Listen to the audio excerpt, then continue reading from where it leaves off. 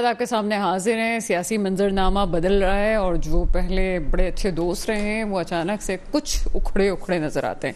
Peoples party की रहनुमा मेरे साथ मौजूद हैं, सैयदा तहसीन आबिदी साहिबा। मैडम, प्रोग्राम में आपको वेलकम करते हैं। थैंक यू सो मच अन्ना।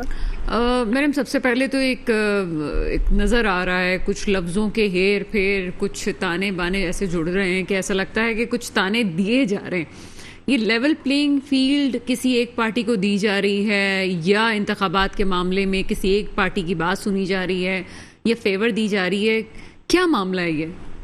बिस्मिल्लाहिर्रहमानिर्रहीम। देखिए सना, हमारी जो प्रैक्टिस रही है पाकिस्तानी सियासत में, इस तरह के बयानात बाजी एक दूसरे के अगेंस्ट जो है वो बड़े स्टेटमेंट देना, ये कोई नई बात नहीं है, हमेशा ही चलता रहता है। ये मुझे लगता है शायद जमहूरियत एक हुस्न भी है कि आप जो है डिफरेंट सर्कमस्टांसेस में आपको अकॉर्डिंगली जो है वो साथ भी बैठना पड़ता है, लेकिन क्योंकि आपकी आइडियोलॉजी अलग होती है, आपकी मैनिफेस्टो, आपकी हर चीज डिफरेंट होती है, जब भी जाहिर सी बात है जो भी इंसान पार्टी ज्वाइन करता है, कोई भी डिफरेंट पार्टी, तो वो उसकी आइडियोलॉजी से, उनकी तमाम तरह चीज़ों से इंस्पायर होकर ही करता है। तो ये चीज़ें मुझे लगता है इतनी बड़ी नहीं है चीज़ें कि अगर किसी के खिलाफ कोई स्टेटमेंट भी आ गया, ये चीज़ें चलती रहती है। जहाँ बात रही कि लेवल प्लेइंग फील्ड की, तो देखिए let the time come. Election अभी जो बहुत अच्छी हैपनिंग हुई हैं, इलेक्शन के जी हो जाएंगे जल्दी इंशाल्लाह।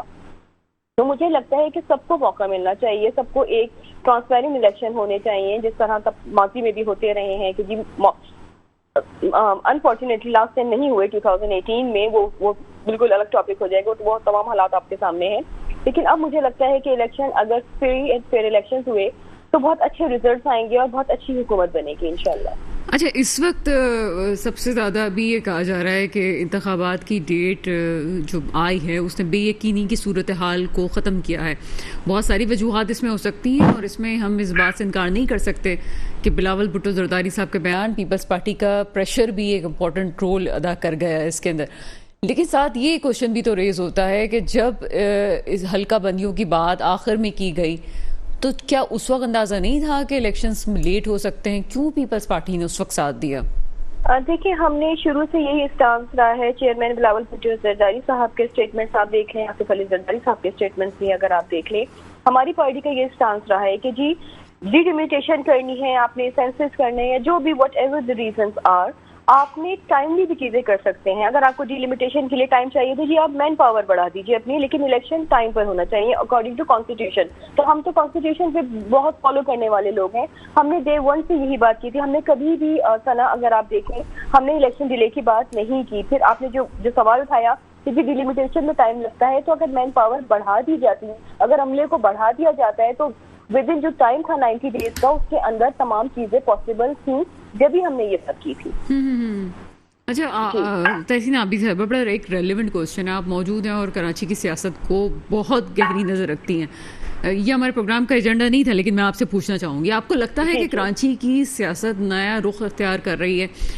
जमात इस्लामी की सियासत कभी जारहाना नहीं रही है, लेकिन हाफिज़ नईम साहब की सियासत कुछ अलग मोड़ पे है। दूसरी तरफ एक मुसल्लमा हकीकत है कि अवाम महंगाई से परेशान है, इसमें कोई पार्टी कुछ नहीं कर सकती, एक प्रेशर है IMF का भी। लेकिन उसमें जब भी देखा गया अभी कुछ अरसे से कि जमात इस्लामी की तरफ से जब भी कॉल दी गई, कराची के अवाम ने ख़ास तौर पर लब्बैक कहा, साथ दिया। क्या पीपल्स पार्टी को कोई सियासी मंजरनामा इस हवाले से बदलता हुआ नजर आता है या कुछ ऐसा है कि कोई और पार्टी आपकी जगह ले सकती है? देखिए, हमें ऐसा बिल्कुल नजर नहीं आता, क्योंकि रिसेंट जो लोकल गवर्नमेंट इलेक्शन है उसमें तमाम चीजें बड़ी क्लियर हो गई हैं कि अर्बन सिंध में, स्पेशली कराची में, हैदराबाद में किसने मैंडेट लिया और हमने कितनी मेजॉरिटी से स्वीप किया है। जमात इस्लामी की आपने जहां तक बात की सना, इनका बैकग्राउंड भी आप अगर सामने रखें, जमात इस्लामी बातें बहुत बड़ी करते हैं, इनके जलसे भी बहुत बड़े होते हैं, लेकिन व्हेन द टाइम कम्स कि जी इलेक्शन जब होते हैं तो वो रिजल्ट भी हम सबके सामने होते हैं। जमात इस्लामी जब भी कराची में जीती है, मैं मैंडेट नहीं कहूंगी कि कराची में उनको मिला, क्योंकि वो जब जीते हैं, जब दूसरी जो लीडिंग पार्टीज होती थी, जो सबसे बड़े स्टेक होल्डर्स होते थे, जब वो बॉयकॉट करते थे, तब जमात इस्लामी जीती थी, क्योंकि मैदान में आगे कोई होता ही नहीं था, सामने मुकाबले में कोई होता ही नहीं था। उन्हीं अदवार में जो है वो जमात इस्लामी जीती। और एक और फैक्ट कि जमात इस्लामी हमेशा डिक्टेटर्स के दौर में जीती है, मतलब इनकी पुष्पनाही जो है वो हमेशा जो है वो डिक्टेटर्स के तौर पे ज्यादा की गई है कि इनको जो है इख्तिदार में लाया गया है। इसके अलावा अगर आप देखें तो जमात इस्लामी का कोई स्टेक नहीं है, तो मुझे बिल्कुल नहीं लगता कि मंजरनामा चेंज होने वाला है या एटलीस्ट जमात इस्लामी किसी पोजीशन पे आ रही है, मुझे ऐसा बिल्कुल नहीं लगता। जहां आपने लब्बैक की बात की, देखिए महंगाई से आपकी बात को कंप्लीट कर रही हूँ सेकंड क्वेश्चन को, कि जी अवाम ने लब्बैक का, देखिए हालात बहुत बुरे हैं, हम तमाम लोग ये चीजें फेस कर रहे हैं, जो बिल्स आ रहे हैं, मतलब हम यूज नहीं कर रहे थे इलेक्ट्रिसिटी जितने हम टैक्सेस दे रहे हैं, वो तमाम चीजें सबके लिए बड़ी अलार्मिंग है, सबके लिए तकलीफ दें। कोई अगर हक की बात कर रहा है, शहर की बेहतरी की बात कर रहा है, चाहे वो जमात इस्लामी हो, चाहे वो कोई और पार्टी हो या हम हो, तो उसमें तो अवाम उनका साथ देना बनता भी है, क्योंकि ये एक इंडिविजुअल, एक हर सिटीजन का जो है वो इस वक्त तकलीफ में है। और वो आपने भी जवाब भी आपने दे दिया कि IMF का प्रेशर है, वो पिछली गवर्नमेंट इतनी गलत डील करके गई है कि वो जो आने वाली गवर्नमेंट है वो जो भुगत रही है चीजें, तो वो संभालना इतना ईजी नहीं है जी।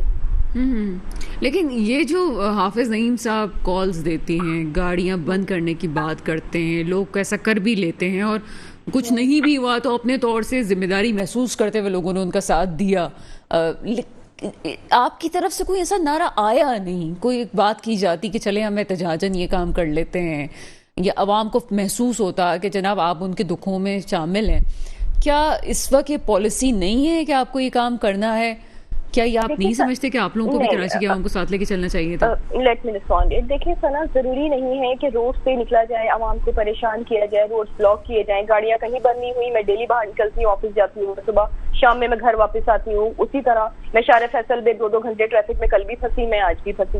तो ऐसा नहीं है कि आवाम ने गाड़ियां रोक दी हो, तो ऐसी बातें, इंसान महंगाई है, कुछ भी है, अपने रोजगार पे भी जाना है। आप अपना कमाएंगे तभी तो आप ये जो जितने अखराजात बढ़ गए हैं आप जब ही पे कर पाएंगे। आप अपनी गाड़ी बंद कर देंगे, आप घर बैठ जाएंगे, तो आप तो बिल्कुल ही जीरो पोजीशन पे आ जाएंगे। पीपल्स पार्टी का स्टांस ये देखिए, हमने फेडरल गवर्नमेंट से भी, हमने हुकूमत से अलग होने की भी बात की थी। हम जिनके एलाइज हैं हमने उनसे अलग, ये ऑन रिकॉर्ड मौजूद है। चेयरमैन बिलावल भुट्टो जरदारी साहब के स्टेटमेंट्स भी, आसिफ अली जरदारी साहब के स्टेटमेंट्स भी मौजूद हैं कि अगर इन महंगाई को नहीं खत्म किया गया, अगर आवाम को रिलीफ नहीं दिया गया, तो हम गवर्नमेंट से अलग हो जाएंगे। हमने मुसलसल बात की है। फ्लोर ऑफ द हाउस जो है वो सबसे बेहतरीन प्लेटफॉर्म होता है सर, जहाँ बात की जाए। आप कहते हैं ना कैसे ग्राउंड में भी हम खेलते हैं तो ग्राउंड के बाहर जो होते हैं सिर्फ तमाशाई होते हैं, खिलाड़ी जो होते हैं ग्राउंड के अंदर ही होते हैं। तो हमारा जो एक सबसे स्ट्रॉन्ग हमारा प्लेटफॉर्म है वो पार्लियामेंट था। हमने पार्लियामेंट में मुसलसल, ऑन रिकॉर्ड है, मैं कोई बात अपनी तरफ से नहीं कह रही, बार बार हमने आवाज उठाई है। लेकिन अगेन जो कि रियलिटी है, जो कि सर्कमस्टांसेस हैं, जो कि रिपोर्ट्स हैं कि जी किस तरह की डील करके गए, वो डील ऐसी बात है स्टेट के साथ होती है। ऐसा नहीं होता कि पिछली गवर्नमेंट चली गई तबाही मचा के और जो नई गवर्नमेंट आएगी वो सब कुछ जो है वो ट्रीटीज खत्म कर देगी, वो नए सिरे से स्टार्ट करेगी। ऐसा नहीं हो सकता, क्योंकि जो भी मुआहदे होते हैं वो स्टेट से होते हैं। जो भी आने वाली गवर्नमेंट होती है उनको वही फॉलो करना होता है। मैं अगेन कहूंगी हालात बहुत बुरे हैं। आई विश की, और हम कोशिश भी कर रहे हैं कि इंशाल्लाह इलेक्शन आए, हमारे चेयरमैन इंशाल्लाह प्राइम मिनिस्टर आए, तो हमें लगता है कि हालात बहुत बेहतरी की तरफ जाएंगे। ठीक है, सिंध वाली सियासत को एक और दफा डिस्कस कर लेते हैं। जमात इस्लामी का आपने बता दिया, दूसरी तरफ एक अलायंस जो बन रहा है MKM का, JDA का और JUIF का, ये पूरे सिंध में ओवरऑल किस हद तक आपको नुकसान दे सकता है? मुझे नहीं लगता बिल्कुल भी। मतलब मुझे लगता है कि ये डिस्कशन में भी नहीं आएगा, ये जो एलआई बन रहा है ये डिस्कशन में भी नहीं आएगा, क्योंकि लोकल, मैं अगेन कहूंगी कि लोकल गवर्नमेंट इलेक्शन जो थे वो बहुत क्लियर मैसेज था सबके लिए कि जी कौन सी पार्टी डोमिनेट करती थी, किस डर से इलेक्शन में हिस्सा ही नहीं लिया। सारे फैक्शंस को एक किया गया, NPM, PSP, लर्नन, करत, कौन कौन से आई डोंट नो, पता नहीं कितने फैक्शंस थे, उनको एक करके बिठाया गया। उसके बावजूद इतना खौफ था पीपल्स पार्टी का कि एंड वक्त पे जो है बॉयकॉट कर दिया गया, क्योंकि पता था कि इंडिविजुअल बेइज्जती होती तो शायद कम होती। इल्जाम लगता कि जी फैक्शन से जब इकट्ठे हो गए फिर भी इतनी बुरी तरह हारते, तो शायद उस बेइज्जती से बचने के लिए जो है वो उन्होंने जो है वो इलेक्शन का ही बॉयकॉट किया। बट दूसरी पार्टी की जो आपने नाम ली, मतलब कोई स्टेक ही नहीं है ना सिंध में, कोई स्टेक ही नहीं है। तो हमें तो पीपल्स पार्टी को तो सिंध में बिल्कुल भी, ओवरऑल पाकिस्तान में भी कोई डर नहीं है, लेकिन सिंध में हम जैसे पहले भी स्वीप करते आ रहे हैं, इंशाल्लाह इस बार उससे ज्यादा मेजॉरिटी से करेंगे, क्योंकि ये भी हमारी हिस्ट्री रही है कि हम हर दफा 2008 में जितने हमने वोट लिए थे, हमने 13 में उससे ज्यादा सीट्स लिए, वोट लिए 13 से ज्यादा, हमने 18 में वोट और सीट्स लिए। तो इस दफा इंशाल्लाह हम उससे भी आगे जाएंगे इंशाल्लाह। पंजाब में क्या सूरत हाल है आपकी? किस हद तक समझते हैं कि पंजाब में आप कारकर्दगी दिखा सकेंगे, वोट्स ले सकेंगे?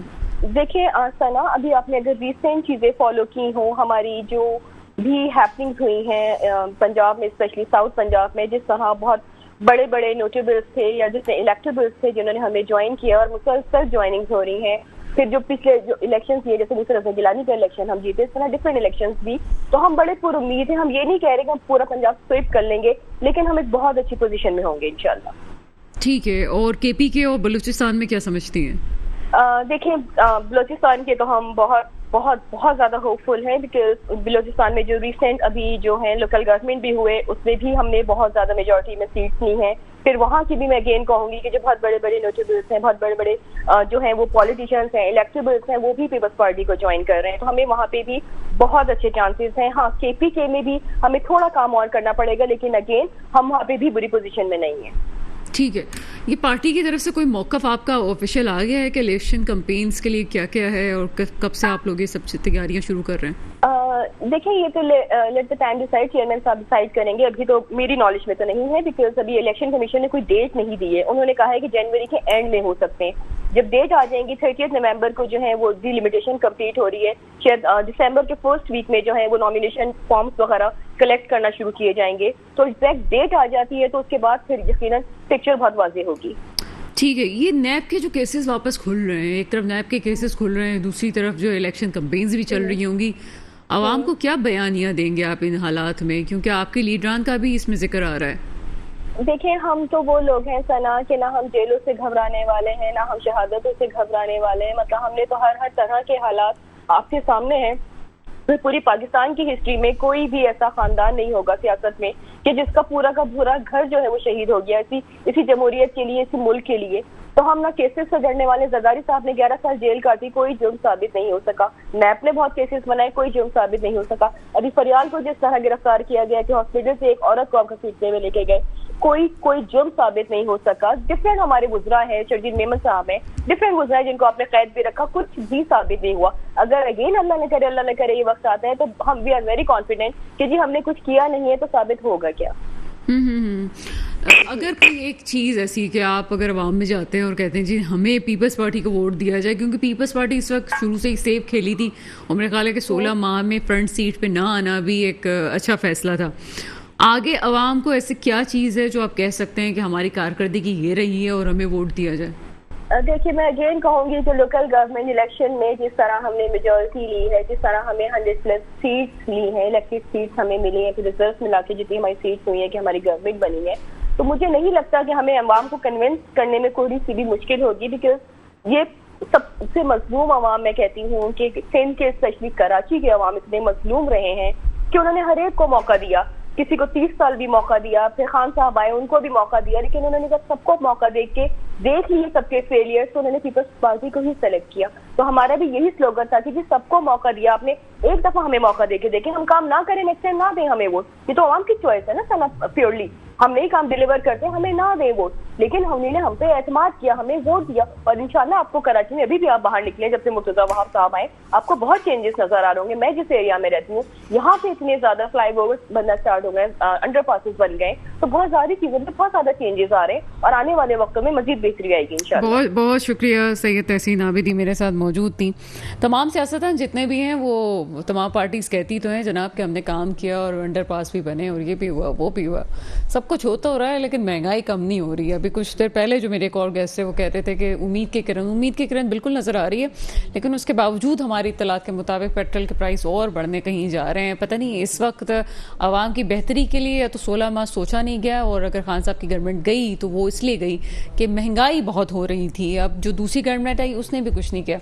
असल चीज़ है कि आवाम को रिलीफ दिया जाए। मजीद बात करेंगे, वक्त हुए छोटे से ब्रेक का। ब्रेक के बाद आपके सामने हाजिर होते हैं। ब्रेक के बाद आपके सामने हाजिर हैं। मसला सिर्फ यही है कि अगर कोई ताकतें ये कहती हैं कि फलां ताकत जो है वो मुल्क पे हुक्मरानी के लिए आती है और अपने जो है घोड़े दौड़ाना शुरू कर देती है, तो जो जमहूरी हुक्मरान है उन्होंने कौन सा तीर मार लिया है? अभी तक 76 ईयर्स में कुछ ऐसा नहीं हुआ कि जिस पे आप ये कह सकें कि कोई भी सियासतदान मुल्क से मुखलिस होकर काम कर रहा था। फिर ये कहा जाता है कि उनको काम करने नहीं दिया गया। अगर इस वक्त केयर टेकर गवर्नमेंट है तो फिर कौन काम कर रहा है? केयर टेकर गवर्नमेंट के हवाले से एवरीबडी नो दैट कि वो एक सेटअप होता है सिर्फ उसको ऑपरेशनल मामला को सिर्फ देखने के लिए, दैट्स इट। इसके अलावा कोई बड़े फैसले नहीं कर सकता। बड़े फैसले इस वक्त कहाँ से हो रहे हैं ये सब जानते हैं। इस वक्त नैबज़दा जो सियासतदान है वो किस तरह से मुल्क की तकदीर का फैसला करेंगे। आप इलेक्शन कैंपेन्स कैसे चलाएंगे, मुल्क में किस तरह से आएंगे नवाज शरीफ साहब की वापसी और फिर प्रोटेक्टिव बेल की बात करना और फिर जलसे से खिताब करना, ये बड़ी अचंभे की बात है। ये समझ से बाहर है कि ऐसा कैसे हो सकता है। 21 अक्टूबर की बात की जा रही थी, वो वापस आएंगे, लेकिन इतनी इमरजेंसी क्या मची हुई थी कि साबिक वजीर आजम शहबाज शरीफ साहब को लंदन भागना पड़ा और साथ ही साथ मरियम नवाज साहिबा भी मंजर से गायब है, वो भी लंदन में इस वक्त मौजूद हैं। ये बात हमने पहले भी कही थी कि इस वक्त तो और कौन कौन जाएगा, ये अभी सोचने की बात है कि कौन कौन जाएगा। पॉलिटिकल वैक्यूम किसी सूरत नहीं होना चाहिए। तमाम पार्टीज को हम तो ये चाहते हैं, कहते हैं, ख्वाहिश है कि जमूर और जमूर की ताकत और जमहूरियत का तसलसल यही ज़रूरी है। दुआ वही है जो हमेशा होती है, मेरे मुल्क में वो हुक्मरान आए जो वाकई मेरे मुस्तकबिल की हिफाजत करे, मेरे पाकिस्तान की हिफाजत करें। इसके साथ ही प्रोग्राम का वक्त ख़त्म होता है, मुझे इजाज़त दीजिएगा। खुदा हाफिज़।